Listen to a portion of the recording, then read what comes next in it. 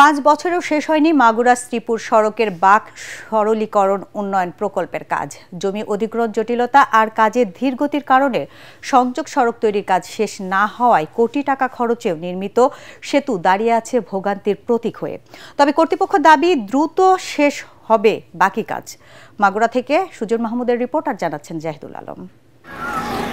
মাগুরা শহরের পার নান্দুয়াইল এলাকা থেকে নিজ নান্দুয়াইল হয়ে মাঠবাড়ি পর্যন্ত বাইপাস সড়ক নির্মাণ কাজ শুরু হয় 2020 সালের আগস্টে।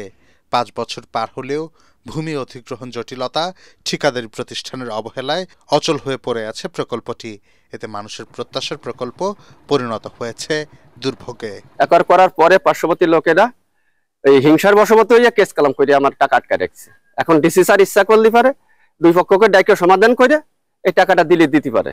এই যে নিজস্ব জমি ঘর বাড়ি এখানে যারা ট্যাক্স দিছে সামান্য দুটো পয়সার লোভে, তাদের তো কাগজপাতি নাই। এই খাম্বাগুলো সরাই দিয়ে যদি রাস্তা যতটুকু হয়েছে এগুলো যে পাকা করে দিত অনেক সুন্দর হইতো। প্রত্যেকটা লোকই অভিযোগ দিচ্ছে, কিন্তু ডিসি সাহেব এর কোনো কানেই নিচ্ছে না, কোনো কিছু বলতেইছে না বা কোনো কিছু মালমি করতেছে না। জেলা প্রশাসন বলছে সড়ক বিভাগকে জমি বুঝিয়ে দেয়া হয়েছে, আর সড়ক বিভাগ জানায় নতুন করে দরপত্র আহ্বান করা হবে। মূল প্রবলেম হলো যে ঠিকাদার আগে কাজ করছেন সেই ঠিকাদার আসলে চলে গেছেন। এখন সড়ক জনপদ নতুন করে আবার ঠিকাদার নিয়োগ করছেন, তারা টেন্ডার প্রক্রিয়া আছেন।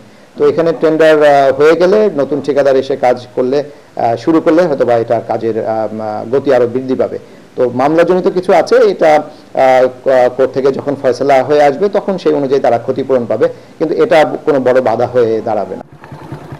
কোটি কোটি টাকা খরচ করেও এখনো ব্যবহারযোগ্য নয় নবগঙ্গা সেতু। এলাকাবাসীর মনে এখন একটাই প্রশ্ন, কবে শেষ হবে এর কাজ, কবে মিলবে প্রত্যাশিত সুফল।